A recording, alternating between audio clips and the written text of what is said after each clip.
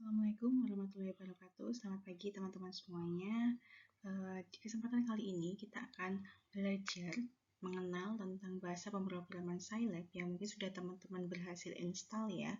Jadi di pertemuan kali ini adalah tema kita Computation Process Using Scilab. Ya, jadi kita harus mengenal dulu apa sih itu Scilab sebelum kita menggunakannya dalam perkuliahan algoritma dan pemrograman. Nah, Scilab sendiri itu merupakan suatu software free ya, dan dia open source untuk komputasi numerik. Nah, software ini menyediakan lingkungan untuk perhitungan ya, di bidang sains dan juga keteknikan. Jadi lebih sering digunakan untuk orang-orang sains dan juga IT seperti itu ya.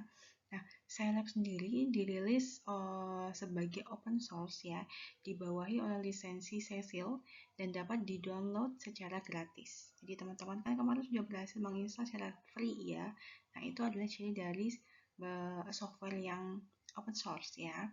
Yang mana Scilab sendiri itu tersedia pada sistem Linux, kemudian Mac OS, dan juga Windows.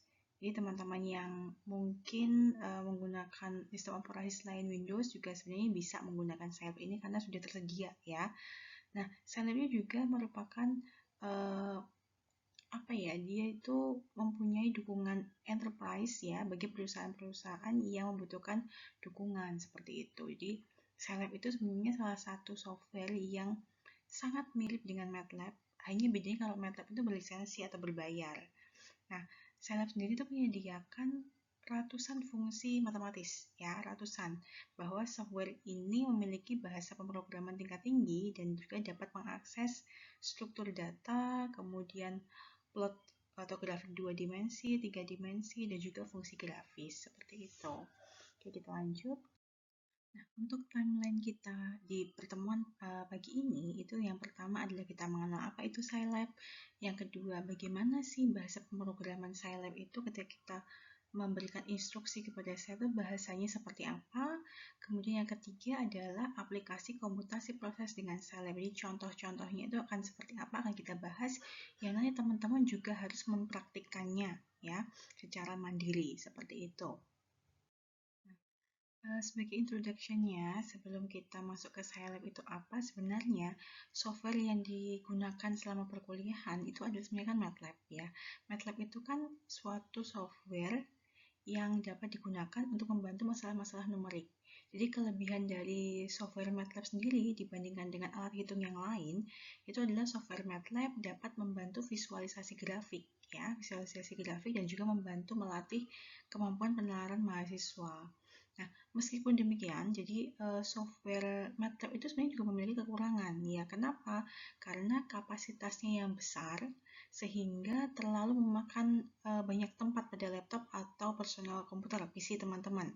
Dan dia juga berbayar, ya, berlisensi. Jadi kalau MATLAB itu besar ukuran dan juga berbayar seperti itu.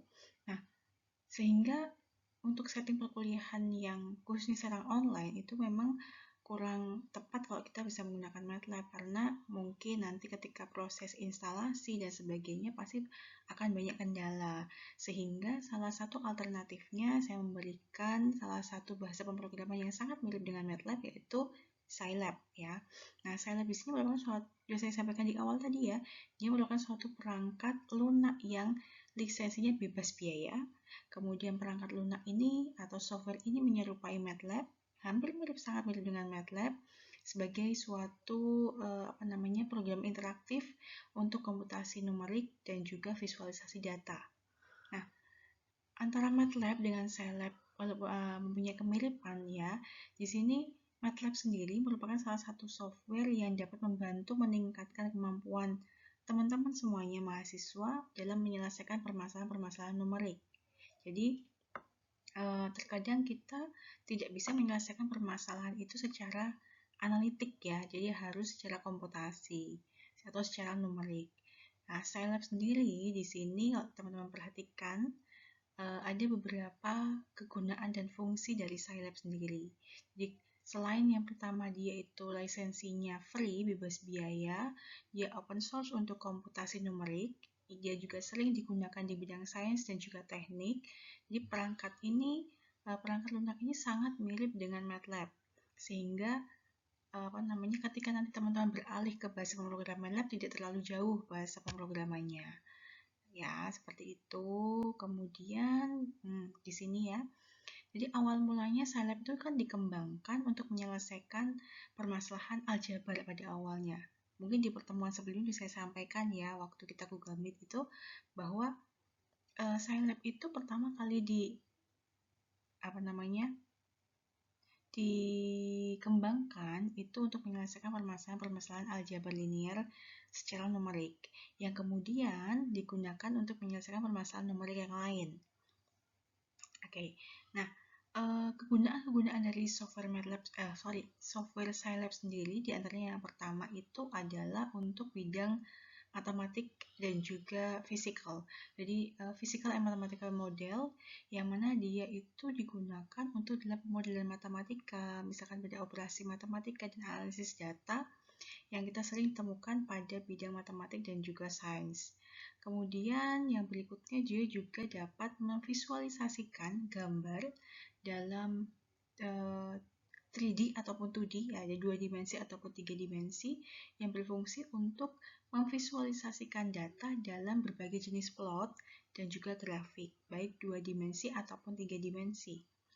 Nah, juga dia juga dapat menyelesaikan, ya, dia sebagai alat di sini sebagai alat yang digunakan untuk menyelesaikan permasalahan yang nanti kita tampilkan, interpretasikan dalam suatu output. Misalkan di sini tersaji dalam suatu layar atau monitor.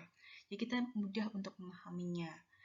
Nah, fungsi yang lain juga dia bisa digunakan dalam proses forecasting, yaitu misalkan peramalan, ya. Kemudian misalkan kita mau memecahkan permasalahan optimasi yang kontinu ataupun yang diskrit tanpa kendala dan tidak terbatas. Misalkan di sini ya, masalah kontrol, analisis sistem kontrol, dan seterusnya. Itu adalah fungsi-fungsi atau kegunaan dari Scilab itu sendiri. Jadi kita dipermudah, atau Scilab sendiri ini dalam arti mempermudah kita dalam menyelesaikan permasalahan-permasalahan secara numerik, baik itu masalah forecast, baik itu masalah analisis kontrol, kemudian menyajikan grafik, ya, atau juga pemodelan matematik dan juga sains, seperti itu. Jadi memang kita membutuhkan bahasa pemrograman yang terkadang permasalahan-permasalahan pemodelan ini tidak dapat kita selesaikan secara analitik. Bahasa pemrograman Scilab di sini akan kita kenalkan ke teman-teman semuanya sebagai sebuah program interaktif untuk visualisasi data dan juga komputasi numerik, seperti yang tersaji di layar teman-teman semuanya. Ini salah satu tampilan output ketika kita mengilustrasikan, ya, memvisualisasikan data ke dalam bentuk grafik, baik itu 2 dimensi ataupun 3 dimensi. Oke, langkah pertama ketika kita mau membuka Scilab, teman-teman yang sudah berhasil menginstal Scilab, itu pilih Scilab desktop yang ketika tampil di layar monitor masing-masing, ya, tersaji seperti ini ya. Di sini saya berikan potongan sedikit tampilan dari Scilab yang versi 6.1, ya. Nanti akan tertulis di sini ada Scilab 6.1 Console, yang ada di sini ada menu bar dan juga toolbarnya. Dia adalah suatu software yang sangat mirip dengan program MATLAB. Jadi di sini ada menu bar, teman-teman, coba diperhatikan, dan juga ada toolbarnya yang sudah berhasil. Nah, nanti untuk interface-nya, bentuk interface default dari Scilab 6.1 ini itu terbagi menjadi 3 window utama. Next, kita lanjut. Nah, untuk untuk interface-nya di sini tampilan dari Scilab 6.1, ya, terbagi sebenarnya 3 window utama di sini adalah ada file browser, kemudian ada Scilab console, dan juga variable browser. Ya, ini untuk tampilan utama default utamanya seperti itu. Meskipun di sini ketika kita mengakses Scilab itu juga ada comment history, ini berisikan history dari instruksi-instruksi yang kita inputkan ke dalam Scilab console-nya.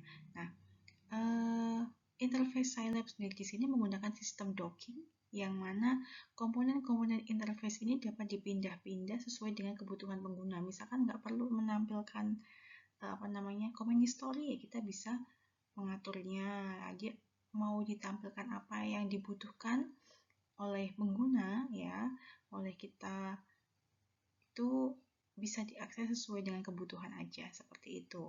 Jadi ini file browser, ya, berisikan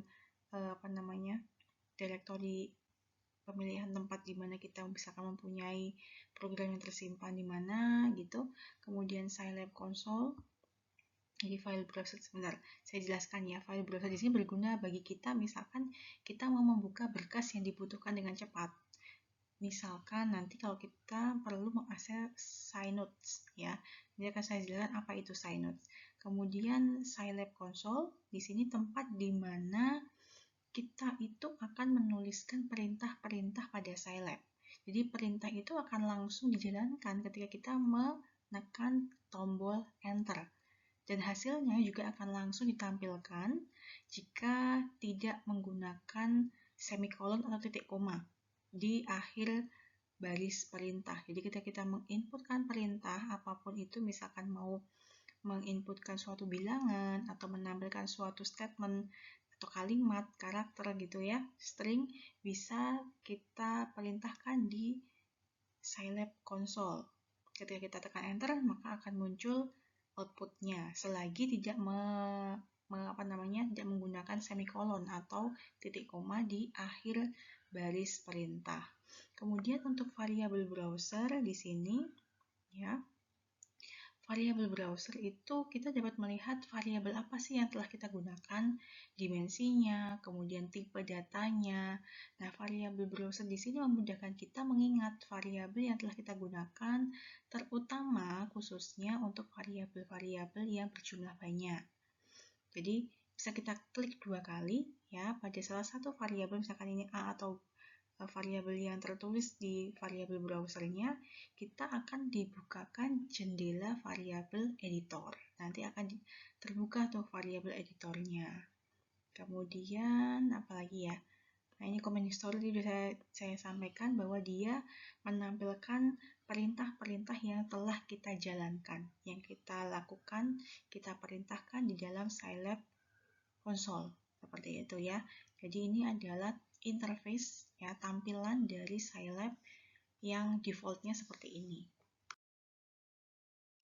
Nah, perintah membuka jendela editor tadi saya sempat menyampaikan ya, ketika kita mengakses file browser gitu, bisa membuka beberapa program yang tersimpan atau Synode-nya. Nah, apa sih Synode di sini? Synode bacanya gimana ya? Synode ya. Dia merupakan suatu tempat untuk menulis perintah dalam Scilab. Perbedaan Synode dengan Scilab console itu terdapat pada waktu eksekusi.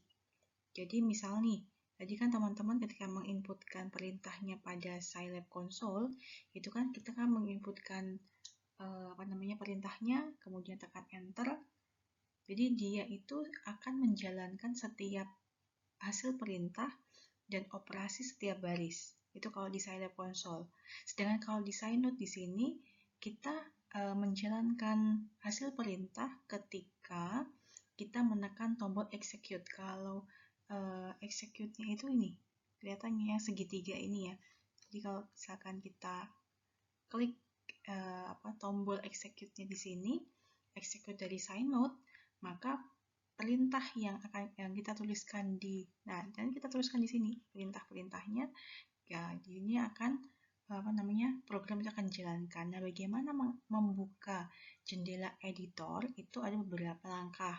Yang pertama, bisa teman-teman dari menu bar tadi ya, klik application kemudian pilih Synode. Itu salah satu caranya.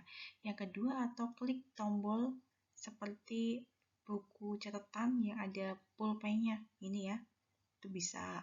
Atau juga dengan dari jendela kerjanya atau konsol kita, ketikkan Synode seperti ini. Persis seperti diketikkan seperti ini, maka akan muncul tampilan Synode Untitled 1. Ya, seperti itu.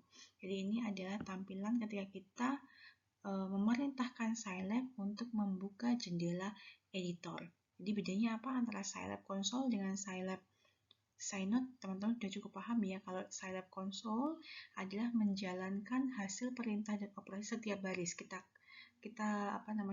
masukkan perintah, enter, dia akan running jalankan programnya. Sedangkan kalau Synode kita harus merinci dulu semua perintah-perintah dari mulai start sampai end, kemudian kita simpan, baru di-execute atau di-running, jalankan programnya. Kita flashback sedikit tentang yang dari interface tadi. Masih ingat ketika teman-teman pada interface awal defaultnya itu adalah ada variabel browser yang fungsinya adalah menampilkan variabel-variabel yang telah digunakan.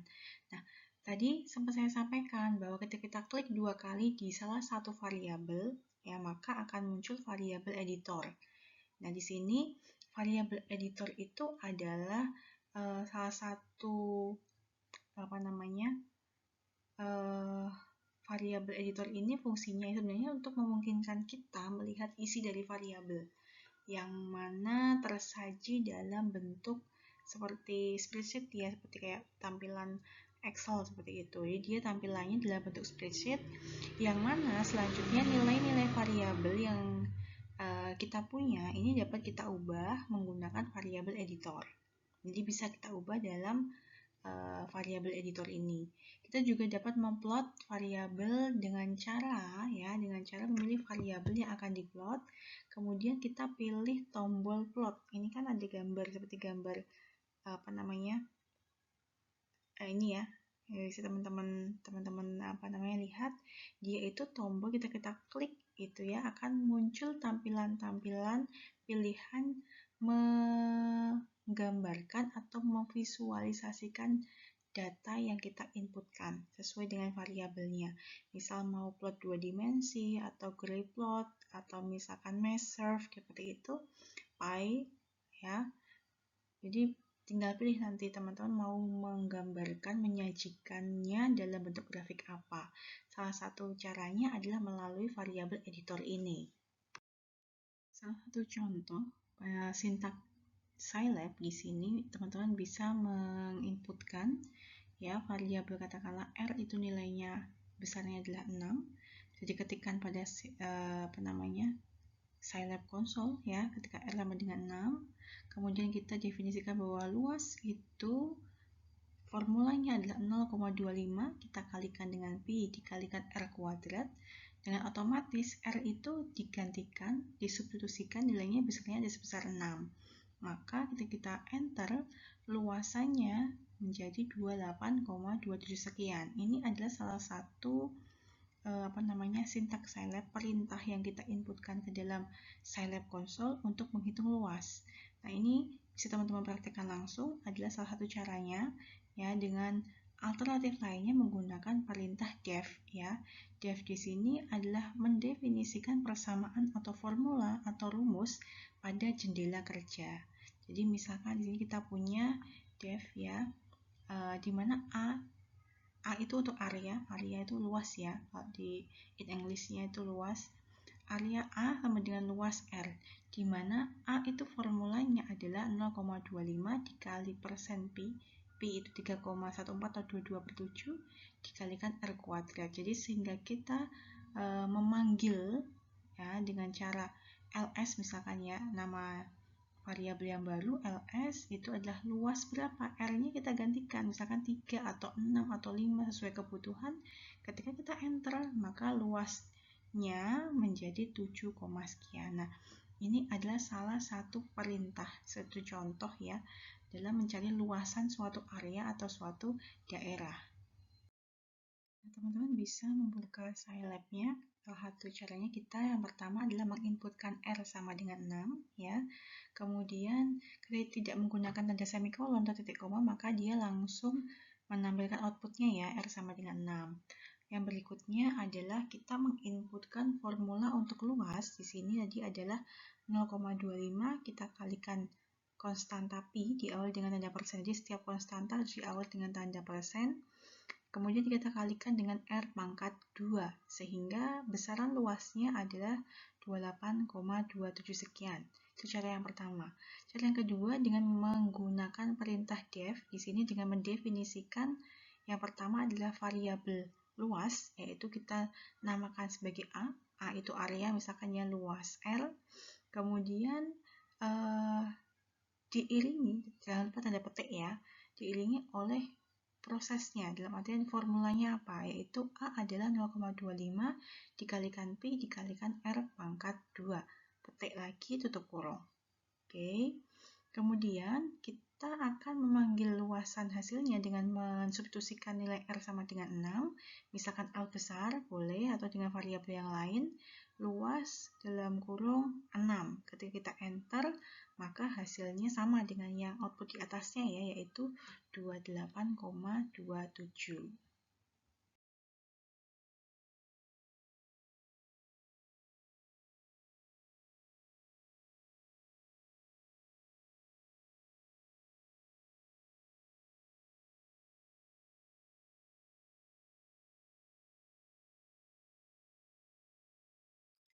Pada penjelasan sebelumnya, teman-teman sudah saya berikan contoh bagaimana menginputkan perintah-perintah pada Scilab Console ya, yang tadi ada perhitungan luas. Nah, berikutnya saya akan menjelaskan tentang komponen-komponen terpenting pada Scilab. Yang pertama adalah operator. Nah, operator di sini adalah operator standar dan juga aritmatik, di mana ada beberapa simbol yang mungkin teman-teman sudah kenal ya, seperti assignment, karena dia di sini fungsinya untuk memberikan nilai pada suatu variabel. Misalkan A itu variabel yang nilainya 10, maka diinputkan A sama dengan 10. Maka Scilab akan menyimpan nilai A itu sebesar 10. Kemudian ada addition atau penjumlahan, kemudian subtraction pengurangan, multiplication itu adalah untuk perkalian, kemudian right division, dia fungsinya adalah operator pembagian, yang mana kalau kita jabarkan formulanya adalah A dikalikan B inverse. Jadi misalkan dua buah bilangan, 72 dibagi 2 nilainya adalah 39. Beda dengan yang left division, dia kalau kita jabarkan formulanya adalah A inverse dikalikan dengan B, maka 2 left division 78 baru nilainya sama dengan yang right division. Seperti itu. Kemudian yang berikutnya adalah simbol atau operator untuk pangkat. Jadi di sini power bisa menggunakan seperti segitiga itu ya, atau juga bintang 2. Itu menunjukkan untuk power ya. Seperti yang contoh di luas, kita menggunakan formulanya adalah 0,25 dikalikan Pi dikalikan R kuadrat, menggunakan notasinya atau simbolnya adalah seperti segitiga, seperti itu. Kemudian untuk transpose atau conjugate pada matriks, karena operator ini tidak hanya pada bilangan real ya, tapi juga berbasis matriks, kita bisa mendeskripsikan misalkan operasi transpose di sini ya, mengubah baris menjadi kolom. Misalkan saya punya matriks A yang mana elemen-elemennya di baris pertama adalah 1, 2, 3, di baris kedua adalah 4, 5, 6. Jadi semula A itu ukurannya adalah 2 kali 3. Ketika kita transposkan, maka barisnya menjadi 3, kolomnya menjadi 2, karena transpos fungsinya adalah mengubah baris menjadi kolom. Nah, itu untuk yang komponen pertama, yaitu operator standar dan aritmatik. Yang berikutnya juga ada, yaitu operator pembandingan. Apa sih operator pembandingan di sini? Jadi kalau operator pembandingan, dia fungsinya ya namanya pembandingan kan. Berarti dia membandingkan antara dua bilangan yang menghasilkan nilainya true atau false. Misalkan A sama dengan B, nilainya akan benar ketika A dan B itu memang nilainya sama. Ya, misalkan A itu 10, B itu 10, maka ketika kita menginputkan 10 sama dengan 10, maka nanti akan muncul nilainya adalah true. Kalau di contoh di sini ya, contoh yang teman-teman punya di layar ini, misalkan ini ya, 39 dengan 38, dia kan dua nilai yang berbeda, maka akan muncul hasilnya adalah false. Jadi ketika nanti di Scilab Console teman-teman menginputkan sama dengan A itu 39, B itu 39, maka dia akan muncul hasilnya adalah true. Kemudian ada di sini tidak sama dengan, ya tidak sama dengan itu seperti ini ya. kemudian ada lebih kecil, lebih besar, kemudian lebih kecil atau sama dengan, lebih besar atau sama dengan. Ini adalah operator yang pembandingan. Operator terpenting berikutnya adalah operator khusus matriks ya, karena dia kan basisnya tidak hanya bilangan real, tetapi juga matriks. Jadi terdapat operator khusus untuk matriks di sini, misalkan seperti element wise multiplication, jadi perkalian matriks, kemudian pembagian kanan matriks, pembagian kiri matriks, kemudian juga perpangkatan atau nanti matriks tersebut kita kuadratkan atau pangkat 3 dan seterusnya. Contoh di sini misalkan kita punya M1 yaitu ukuran 3x3, barisnya 3, kolomnya 3. Kemudian M2 juga sama dengan ukuran yang sama dengan M1. Ketika kita mengalihkan M1 dengan M2, syarat perkalian matriks teman-teman harus ingat ya, bahwa jumlah kolom di matriks pertama sama dengan jumlah baris di matriks yang kedua.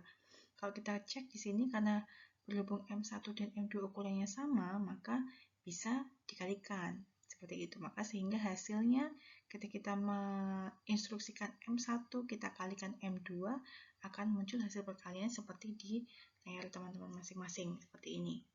Ini yang teman-teman punya, ini ya. Karena M1 itu kan ukurannya 3x3. Kita kalikan M2 yang ukurannya juga 3x3. Ini kan ukurannya sama. Sehingga nanti akan memunculkan hasilnya juga ukurannya adalah 3x3. Misalkan M1 ukurannya 2x3, kita kalikan M2 yang ukurannya 2x3, nggak bisa karena ukuran baris di matriks M1 tidak sama dengan ukuran kolom di M1 tidak sama dengan ukuran baris di M2. Ini kan baris kolom, ini baris kolom ya. Jadi harus menyesuaikan sifat dari perkalian matriks. Yang terpenting adalah perintah-perintah operator untuk matriks yang perlu teman-teman ketahui. Kemudian juga ada flow control. Flow control di sini itu fungsinya seperti bahasa pemrograman pada umumnya, yang mana mengatur struktur seperti yang pernah saya sampaikan ya. Ada struktur perulangan atau looping ya, dan juga ada struktur pemilihan atau decision. Nah, di sini benar nggak tulis saya ini decision balik. Nah, flow control di sini fungsinya adalah untuk mengatur alur dari eksekusi program. Misal if then else, berarti dia masuk pada yang pemilihan atau decision. Select juga sama. Sedangkan while dan juga for ini masuk pada yang looping atau perulangan. Bagaimana kita membuat suatu program yang fungsinya adalah untuk mengulang, misalkan penjumlahan berulang atau menampilkan bilangan seperti 1 sampai 5, kita bisa memanfaatkan perintah for dan juga while. Jadi perintahnya nanti untuk perulangan ada for dengan while. Yang pemilihan atau decision ada if, then, dan juga select. Seperti itu untuk yang flow control. Di bagian berikutnya, lanjutannya adalah struktur data variabel. Jadi, Scilab itu hanya menghitung menggunakan bilangan. Jadi, semua perhitungan itu diselesaikan dengan matriks. Misalkan contohnya pada penjumlahan atau pengurangan dua buah bilangan, 2 ditambah 1, misalnya gitu. Maka dia merupakan suatu penjumlahan matriks berdimensi 1 kali 1. Jadi, variabel-variabel ini tidak harus dideklarasikan terlebih dahulu. Ya, namun suatu variabel harus memiliki nilai. Jadi kelebihan dari Scilab itu adalah variabelnya bersifat fleksibel dan juga dapat diubah-ubah dari bilangan menjadi string atau sebaliknya. Dari string ke numbering atau numbering ke string itu adalah fleksibilitas dari Scilab. Nah, nama-nama variabel ini bisa sepanjang mungkin, bisa panjang gitu kan. Namun hanya 24 karakter pertama yang akan diperhatikan oleh Scilab. Itu catatannya. Boleh mau sepanjang apapun variabel, tapi dibatasi hanya 24 karakter pertama yang dapat diperhatikan oleh Scilab. Namun juga yang perlu diperhatikan, penulisan atau penamaan variabel ini tidak boleh dimulai dengan angka. Ya, tidak boleh dimulai dengan angka. Kemudian karakter-karakter yang seperti persen, underscore, kemudian hashtag atau tanda seru itu adalah karakter khusus dan tidak boleh digunakan dalam nama variabel seperti itu. Jadi tidak boleh dimulai dari angka dan juga tidak boleh menggunakan karakter-karakter seperti persen, kemudian underscore, hashtag ya seperti itu, tanda tanya itu tidak boleh. Ya contohnya kalau di sini di layar teman-teman lihat enggak ya, str sama dengan au itu adalah suatu kata dengan nama variabelnya adalah str. Jadi misalkan mau dinamakan dia x sama dengan au, ketik aja nanti ketika kita enter maka akan muncul tersimpan str itu sebagai au dan seterusnya. Ya, itu adalah variabel dan juga nilainya. Jadi misalkan penulisan string itu juga harus diperhatikan karena harus diiringi atau diikuti dengan tanda petik tunggal ganda. Ya, jika string dijumlahkan dengan string yang lainnya, misalkan ya, di sini ada str dengan ing, bisa kita gabungkan keduanya, maka bisa menggunakan tanda plus di sini. Ya, itu untuk yang bukan berarti menjumlahkan bilangan, tapi ini menggabungkan dua buah karakter, gitu, menggunakan concatenate atau penggabungan. Itu untuk yang variabel dan juga nilai. Yang kedua adalah matriks. Matriks di sini kita bisa menginputkan matriks dengan cara penulisannya ya menggunakan kurung siku. Ya, masing-masing elemen dipisahkan oleh spasi dan masing-masing baris dipisahkan oleh simbol titik koma semikolon. Titik koma itu pindah baris. Jadi misalkan M, contoh yang pertama di sini, ya, M itu ukuran matriks 1 kali 3, barisnya 1, kolomnya 3, maka hanya dipisahkan elemen-elemennya dengan spasi. Jadi misalnya kita memanggil M2 itu siapa? M2 adalah elemen pada matriks M di kolom kedua. Oke. Kemudian kita punya matriks yang lain, misalkan yaitu M2, yang mana dia ukurannya adalah 2 kali 3. Jadi baris pertama adalah 1, 2, 3, baris kedua 4, 5, 6. Nah, di sini ketika kita mau memanggil salah satu elemen di baris kedua kolom kedua, boleh dengan perintah M2 dalam kurung 2,2. Jadi dia fungsinya adalah memanggil elemen di baris kedua kolom kedua pada matriks M2. Itu adalah untuk penulisan matriks. Ya, bisa dipahami ya sampai sini ya. Nah, untuk nilai-nilai khusus di sini Scilab itu juga punya nilai khusus, baik Scilab maupun MATLAB ataupun bahasa pemrograman lain pasti punya konstanta. Yang mana kalau di Scilab itu pemanggilan konstanta harus dimulai dengan tanda %. Jadi misalkan kita mau memanggil bilangan eksponen, yaitu E ya, Euler, konstanta Euler, maka %E, maka Scilab bisa mengenal bahwa persen E itu memanggil konstanta Euler, atau sama aja dengan Pi yang tadi, persen Pi adalah dia suatu konstanta Pi, dan seterusnya. Ini adalah untuk yang konstanta nilai-nilai khusus pada Scilab. Kemudian komponen yang terpenting pada Scilab yang berikutnya adalah fungsi. Jadi di Scilab pun itu ada beberapa fungsi dasar yang ketika kita panggil dia otomatis mengenal. Misalkan kita mau menghitung fungsi eksponen, maka kita bisa menggunakan perintahnya adalah exp dalam kurung x. Ya, misalkan eksponen 2 gitu. Berapa sih nilai eksponen 2? Maka bisa menggunakan perintah exp dalam kurung 2. Nah, ini bisa diperhatikan di layar. Banyak ya beberapa fungsi-fungsi dasar yang teman-teman bisa pahami. Nanti ya bisa dipraktekkan juga. Dibaca satu-satu, ini untuk fungsi-fungsi dasarnya. Ada fungsi dasar berupa misalkan string, itu adalah mengubah bilangan menjadi karakter atau string. Kemudian sqrt yaitu fungsi menghitung akar, dan seterusnya. Ini adalah fungsi-fungsi dasar.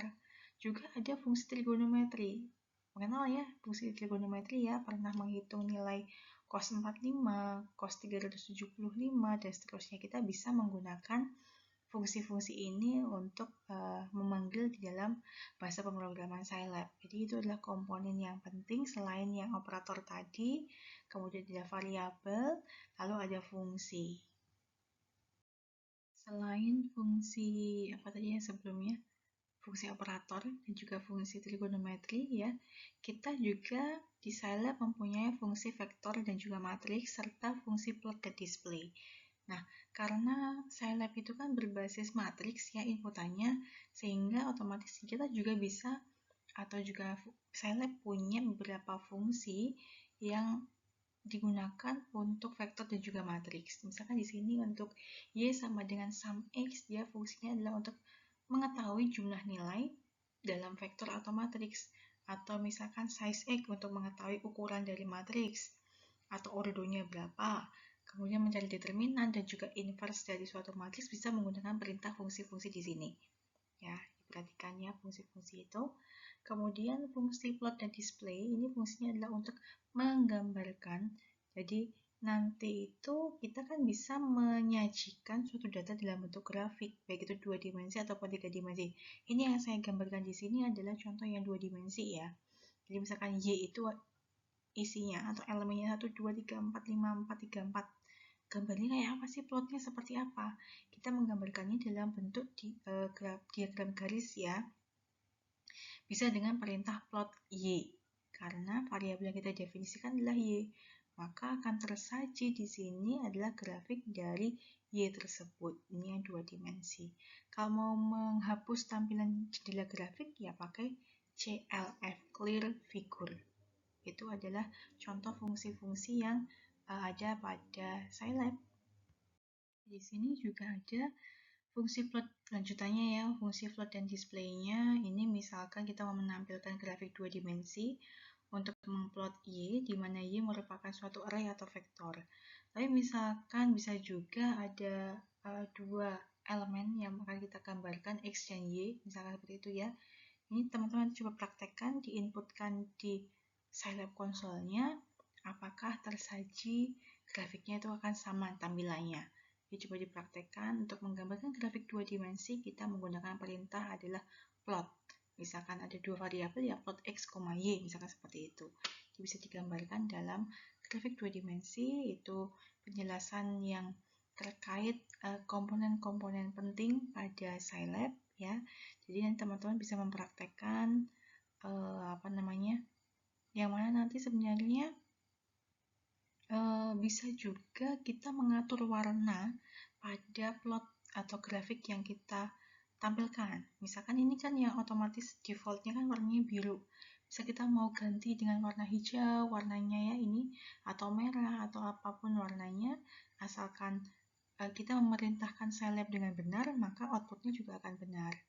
Ini contohnya ya. Nah, di sini misalkan nih, misalkan saya mempunyai plot Y, tadi kan saya punya Y isinya kan 1, 2, 3, 4, 3, 4, 3, 5 gitu ya.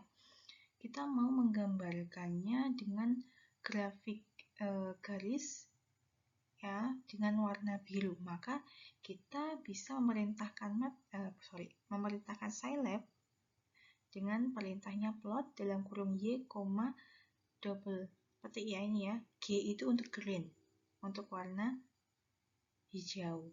Sedangkan plot X, Y di sini plus R dalam artian dia itu digambarkan nanti grafiknya titik-titiknya tadi bentuknya plus berwarna merah. Maka di sini kan ada yang warna hijau, ini untuk yang plot Y.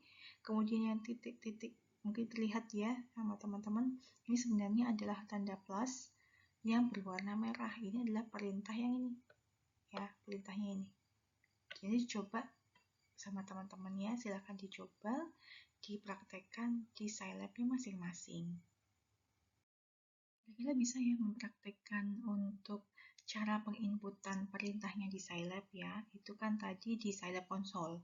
Nah, kalau untuk cara lain ketika kita menginputkan perintah-perintah di Scilab kan bisa menggunakan Scinote ya. Jadi sebenarnya fungsi definisi pengguna, fungsi-fungsi yang kita gunakan gitu kan sebenarnya dapat ditulis baik itu di Scilab Console ataupun di Synode. Yang mana alasan untuk kemudahannya sih, kita mempermudah kita sebagai pengguna itu disarankan nanti teman-teman menggunakan Synode dulu. Jadi kita merinci seluruh perintah-perintah, instruksi-instruksi ya di Synode, kemudian jangan lupa di save di directory yang teman-teman tuju.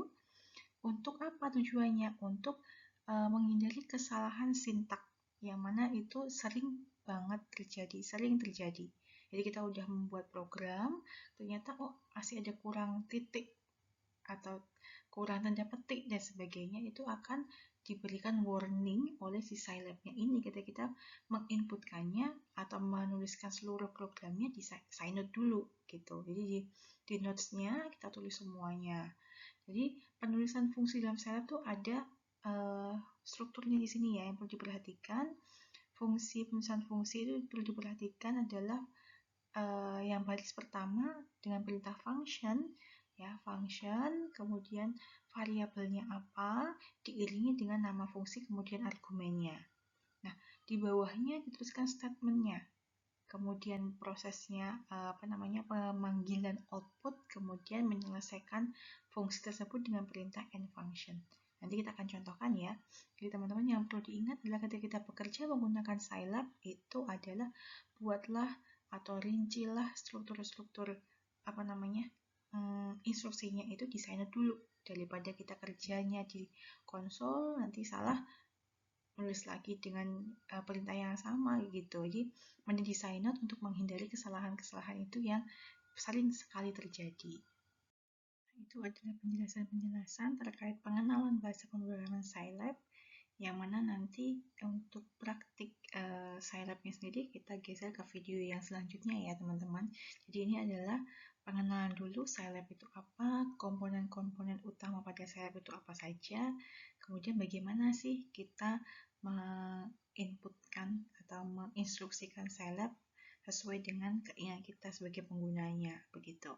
Jadi misalkan nanti kita geser ke video berikutnya untuk penjelasan terkait tutorial menggunakan Scilab seperti itu ya. Misalkan ada pertanyaan silahkan ditanyakan, kurang lebihnya seperti itu. Terima kasih teman-teman semuanya. Akhir kata, Assalamualaikum warahmatullahi wabarakatuh.